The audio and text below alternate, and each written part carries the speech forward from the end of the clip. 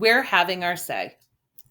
The Delaney sisters' father, Henry Lee Beard Delaney, was born a slave. He grew up on a Georgia plantation. Even though he was a slave, Henry Delaney was taught to read and write. Later, he went to St. Augustine School for Negroes in Raleigh, North Carolina.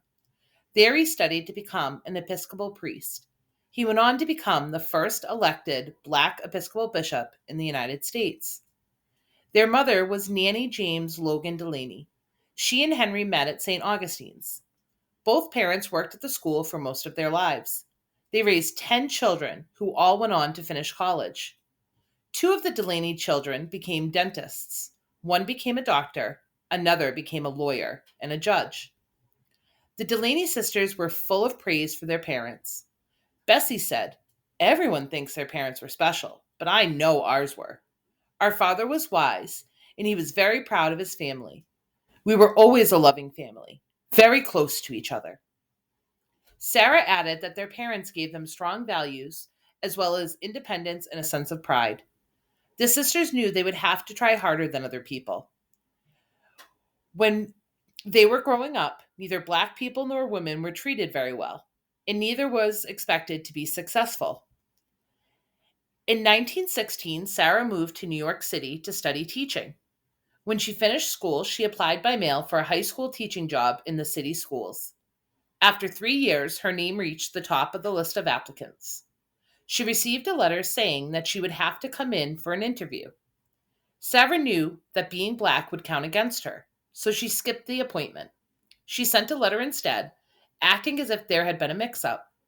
Then she just showed up the first day of class. She became the first Black teacher of domestic science in New York City. Bessie moved to New York 2 years after Sarah did. She wanted to become a dentist, but New York University did not permit women to enroll in dental school. Columbia University did, so that's where Bessie went. Out of 170 students, she was the only Black woman, and she was the second Black woman to get a dentist license in New York State. Bessie and Sarah never married. They were young.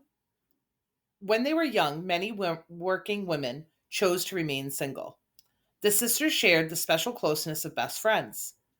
When asked to talk about their lives, they willingly answered questions. Despite their closeness, the two sisters were very different. The family called Sarah Sweet Sadie. Bessie was outspoken.